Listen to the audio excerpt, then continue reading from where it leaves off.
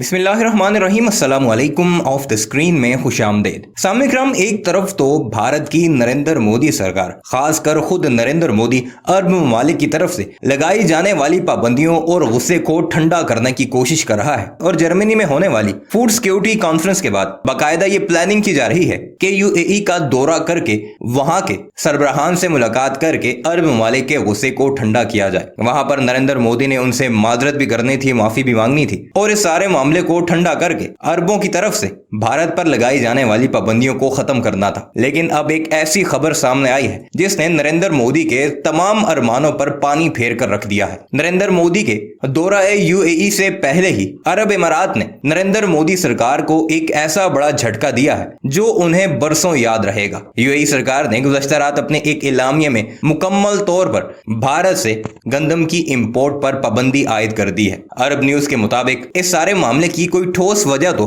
फ्राहम नहीं की गई, लेकिन अल जजीरा समेत दूसरे मीडिया चैनल्स, खासकर भारत के आजाद ज़राए, इस बात की तस्दीक करते हैं कि अरब ममालिक के गुस्से को देखकर यूएई किसी तौर पर भी यह नहीं चाहता कि उनके आपस के रिश्तों में खटास पैदा हो और अगर भारत की गंदम को फरामोश भी करना पड़े तो इसके लिए तैयार है। इसके अलावा एक वजह यह भी बताई जाती है कि भारत की गंदम इतनी घटिया क्वालिटी की है, इतनी ज्यादा फर्टिलाइजर्स का इस्तेमाल उसमें है कि उसमें फंगस और रुबेला वायरस पैदा हो चुका है। याद रहे कि इससे पहले भी तुर्की की तरफ से भारत के 6000 मैट्रिक टन गंदम, जो कि एक बहुत बड़ी मिकदार है, उसके जहाजों को अपनी पोर्ट से यह कहकर वापस भेज दिया था कि यह गंदम इस्तेमाल के काबिल नहीं। अब ये दो खबरें हैं और जिनके असरात भारत पर पड़ते नजर आ रहे हैं और नरेंद्र मोदी सरकार समेत भारत के गोदी मीडिया की चीखें 7वें आसमान तक बुलंद होती जा रही हैं। इस सारे मामले में नरेंद्र मोदी सरकार को भारत के आजाद सहाफी भी रगड़ रहे हैं कि इस सारे मामले में गलती सिर्फ और सिर्फ नरेंद्र मोदी की है, जिसने अपने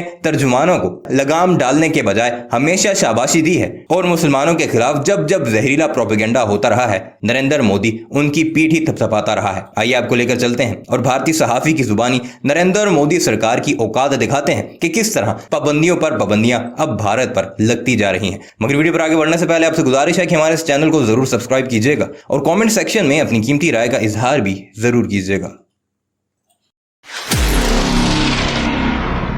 पैगंबर मोहम्मद साहब के अपमान पर कई अरब देशों ने विरोध जताया। दोस्तों, काफी विरोध के बीच भी अरब देश समय समय पर भारत के खिलाफ नए नए फरमान जारी करते रहे हैं, अभी भी किए जा रहे हैं।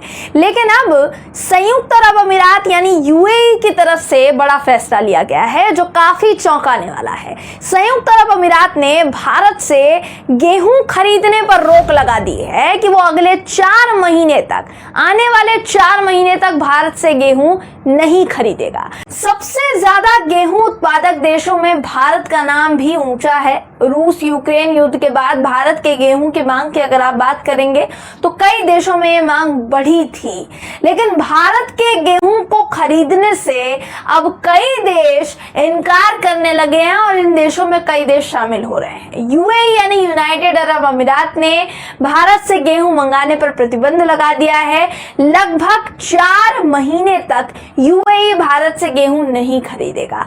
आपको स्क्रीन पर मैं एनडीटीवी की खबर इस वक्त दिखा रही हूं दोस्तों, जिसके मुताबिक संयुक्त अरब अमीरात ने भारत के गेहूं और गेहूं के आटे के निर्यात को लगभग 4 महीने के लिए सस्पेंड करने का ऐलान किया है, यानी रोक लगाने की घोषणा की है। जैसा मैंने कहा, भारत पूरी दुनिया में गेहूं का दूसरा बड़ा उत्पादक देश है और इस तरह से अगर एक के बाद एक देश भारत से गेहूं लेने से इनकार करेंगे तो ये वाकई काफी चिंता का विषय है। जाहिर तौर पर देखिए, ये जो खबर है ऐसे समय में सामने आई है जब अरब देशों में बीजेपी की पूर्व प्रवक्ता नुपुर शर्मा के बयान की चर्चा जो है वो जोरों पर है इस वक्त, और ऐसे में ये जो खबर है ये सामने आने पर कई सवाल खड़े हो रहे हैं, जिनमें से एक सबसे बड़ा सवाल तो यही है दोस्तों कि क्या पैगंबर मोहम्मद साहब के अपमान को लेकर यूएई ने इतना बड़ा फैसला लिया है, ये सवाल है। हालांकि मीडिया रिपोर्ट्स की अगर मानेंगे तो खाड़ी देश जिन्होंने ये रोक लगाई है उन्होंने इसके पीछे की वजह वैश्विक व्यापार के प्रवाह में आई रुकावट को बताया है। एग्जैक्ट वजह नहीं बताई है कि क्यों बंद किया है।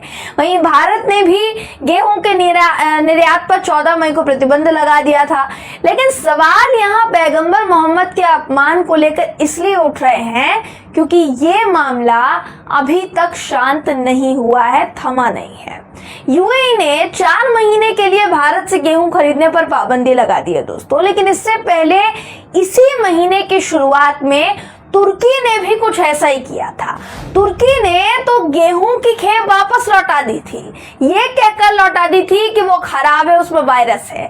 इस्तांबुल के एक ट्रेडर ने कहा था कि भारत के गेहूं में रुबेला वायरस पाया गया है, इसलिए हम ये जो गेहूं की खेप है ये नहीं ले सकते, और उसको वापस लौटा दिया गया था, और ये कहकर गेहूं लौटा दिया गया भारत को। तुर्की के ऐसा करने पर भी काफी हैरानी हुई थी, लेकिन यूएई ने भारत और अरब देशों के बीच जारी विवाद के बीच ये फैसला लिया है, इसलिए ज्यादा हैरानी हो रही दोस्तों।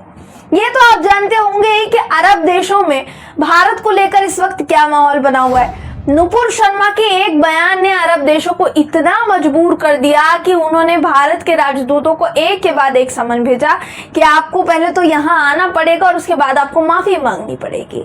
उसके बाद गोदी मीडिया में अरब देशों को लेकर जो खबर चली कि कुवैत ने वहां रह रहे भारतीय प्रवासियों को डिपोर्ट करने का फैसला लिया है, शुरू कर दिया है उनको डिपोर्ट करना, वो एक फर्जी खबर थी। उसे लेकर कुवैती वकील ने गोदी एंकर और रिपोर्टर पर मुकदमा तक दर्ज कराने की बात कह डाली। वो ट्वीट भी इस वक्त आपको स्क्रीन पर दिखा रहे हैं, सब कुछ याद दिलाने की कोशिश करती हूँ दोस्तों आपको, जिसमें शेख ने लिखा कि सावधान रहें, मैं इस रिपोर्टर पर मुकदमा करूंगा जिसने बिना सबूत के और आधिकारिक राज्य के अधिकारियों की अनुमति के बिना बात की।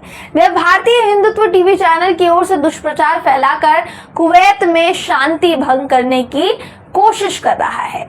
इससे पहले भी उन्होंने ट्वीट कर कहा था दोस्तों कि हिंदुत्व ट्रोल कुवैत के बारे में फर्जी खबरें फैला रहे हैं। फाहा हील जो कि कुवैत में एक जगह है जहां का प्रदर्शन बताया गया कि प्रदर्शन के बाद मुसलमानों को वहां से बाहर निकाला जा रहा है, वहां निराधार विरोध के आधार पर किसी का निर्वासन नहीं हुआ है, किसी को डिपोर्ट नहीं किया जा रहा है, ऐसा उन्होंने कहा। बीजेपी आईटी सेल यहाँ जनमत को प्रभावित नहीं करती है। अब आपको मैं बताना चाहूंगी दोस्तों कि बीजेपी के खिलाफ और गोदी मीडिया के लिए बोलने के बाद इसके बाद ही कुवैती वकील का फेक अकाउंट बनाया गया, जिसे लेकर उन्होंने अपने ट्विटर अकाउंट पर जानकारी दी। मेजबा लाल शुनेका ने ट्वीट किया दोस्तों, जिसमें वो लिखते हैं, चेतावनी, ये एक फर्जी अकाउंट है, मैं ट्विटर से अनुरोध करता हूं कि इस अकाउंट को तत्काल रूप से ब्लॉक करें। मैंने साइबर सुरक्षा एजेंसियों को भी इसकी सूचना दी है, कृपया इस अकाउंट से सावधान रहें। मैं अपने अनुयायियों से इस अकाउंट को सामूहिक रूप से रिपोर्ट करने का अनुरोध करता हूं, गुजारिश करता हूं।